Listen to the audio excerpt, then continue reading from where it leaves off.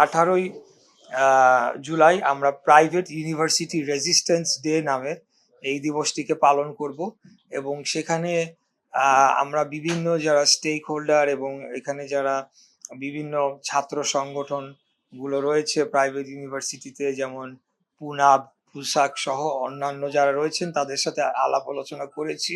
আগামী 15 জুলাই আমরা, আপনাদের নিশ্চয়ই মনে আছে যে 2024 সালের 15 জুলাই ছাত্রলীগ এবং আওয়ামী লীগ এবং বহিরাগত সন্ত্রাসীরা বিভিন্ন বিশ্ববিদ্যালয়গুলোতে তারা ক্যাম্পাসে ঢুকে ছাত্র ছাত্রীদের উপরে বর্বরোচিত হামলা চালায়। বিশেষ করে নারীদের উপরে এই হামলাটি অনেক বেশি তীব্র ছিল। তো এই দিনটিকে আমরা স্মরণ করে রাখার জন্য একটি আলোকচিত্র প্রদর্শনীর অনুষ্ঠানের আয়োজন করছি।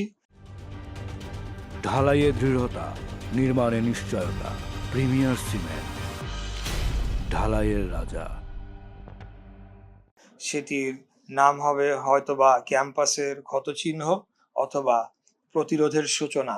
এই শিরোনামে আমরা এখনো কোথায় এক্স্যাক্টলি হবে সেটি আমি বলতে পারছি না। হয়তোবা চারুকলা একাডেমি একটা প্রস্তাব এসেছে, আরো অন্যরা প্রস্তাব করেছে যে জাতীয় জাদুঘরের সামনে এবং যেখানে আমাদের শাহবাগ স্কোয়ার যেখানে বলি, সেখানে একটা উন্মুক্ত স্থানে সেখানে এই প্রোগ্রামটি করা যায় কিনা সেই ধরনের আলোচনা হয়েছে। তবে এই আলোকচিত্র প্রদর্শনীটি সেই দিন 15 জুলাই সেটিকে করা হবে মুক্তিযুদ্ধ বিষয়ক মন্ত্রণালয়ের পক্ষ থেকে। আরেকটি কর্মসূচি আমরা এখানে ইনকর্পোরেট করেছি, সেটি হচ্ছে, আপনাদের নিশ্চয়ই মনে আছে যে যখন 16-17 তারিখ এক বর্বর হামলা, মানে হামলা তীব্র আকারে পৌঁছালো, তখন প্রাইভেট ইউনিভার্সিটির যারা ছাত্রছাত্রীরা ছিলেন তারা 18 তারিখে এক অভূতপূর্ব আন্দোলনে নেমে আসেন রাজপথে এবং সেখানে বেশ কয়েকজন, সম্ভবত 4 জন সেদিনই শহীদ হন।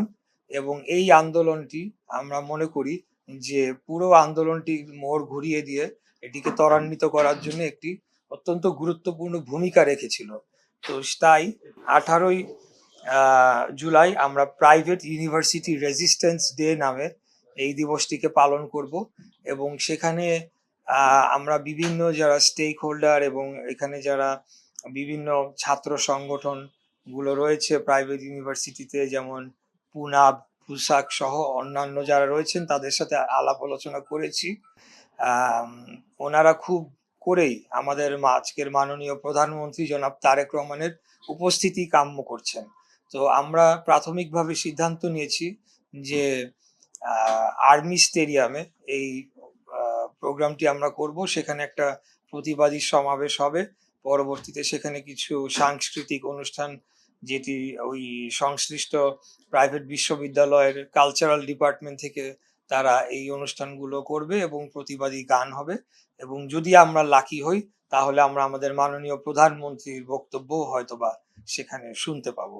তো এটির মাধ্যমে আমরা আসলে তাদেরকে তাদের যে অবদান সেটির একটা যথাযথ মর্যাদা দিতে চাই।